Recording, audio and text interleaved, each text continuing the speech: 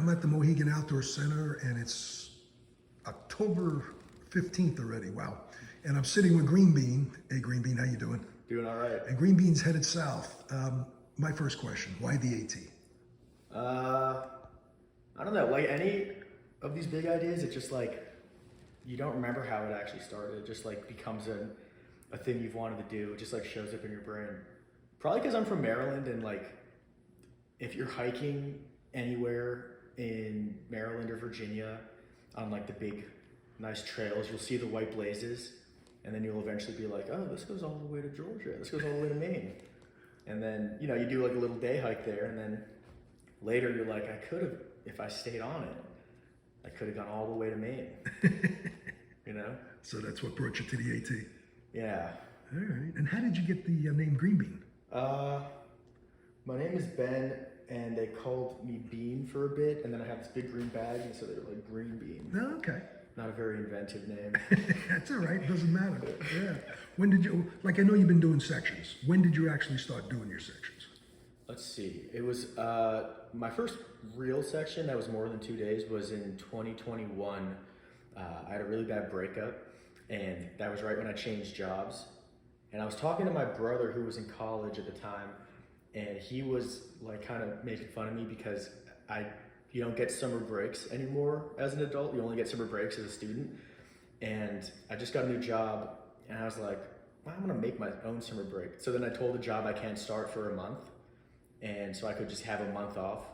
And then I got on the internet and tried to buy try to research all the stuff that I needed. Went to the outfitter and said I want to do Shenandoah National Park.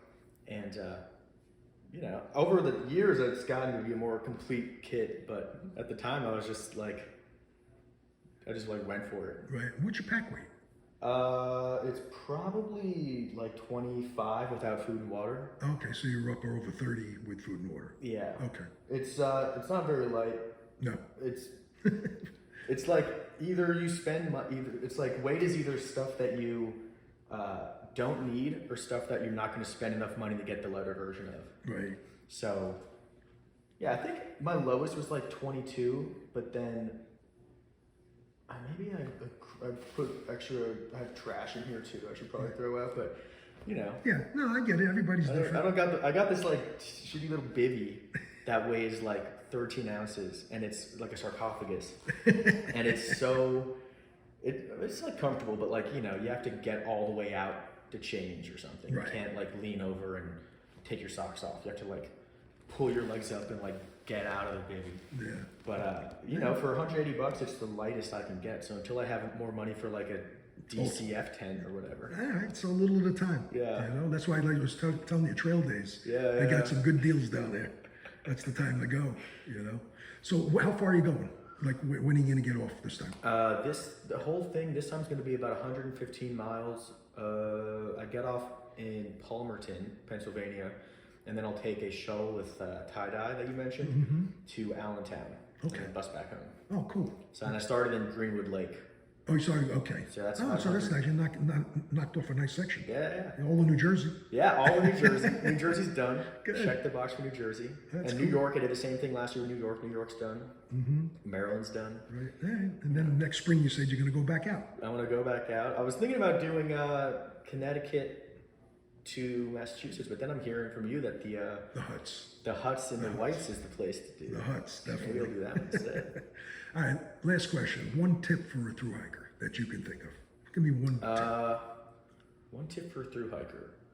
The thing that's been the best for me is to always talk to everybody, because then that's how you get hitches. Like sticking the thumb out works, but like talking to people at a bar, and then when they leave, you're like, hey, can I get a ride back to the trail? That's a good one. You know, there are people, and everyone has cool stories. Everyone's cool. Everyone's weird, and you're definitely weird because you're living in the woods. So like always, everyone has something interesting about them. You should always talk to strangers because, you know, worst case, you just had a nice conversation. And best case, they're giving you apples and hitchhiking and letting you charge your phone in their car and stuff like that. Well, that's a great tip because that's the first time I ever heard that. Yeah? And I've heard a lot of duplicate tips. Nice. But that's a good one. What are some of the tips you heard? Put your name on everything. I thought that was a good one. Yeah, I do thought that. was a I good sign one. every guest book I pass. Yeah, no, I'm talking about on your equipment. Oh, Put your name on everything. So if you lose your equipment, not do you that. she put a trail name on everything. I thought that was a real good one. Okay, that is a good tip. Everything. I wanna do that. She had a trail name on everything. And she said she lost something and someone on Far Out posted it. Oh. Like I forget what her trail name was, but blah blah blah. If you lost this, I have it. Wow, that's a good tip. Yeah, I thought that was one that stuck with me. You know, I'm gonna do that. You know, other ones is hike your own hike, obviously. Yeah. I had one say that they don't like social media. I mean, not social media. Far Out, they use maps, but that's them. You know, Heavy. it's heavy, right? Extra you wanna weight in the pare down bag. the weight, you know. But yeah, all right, man. We'll have a great journey. Yeah, thank you. All right.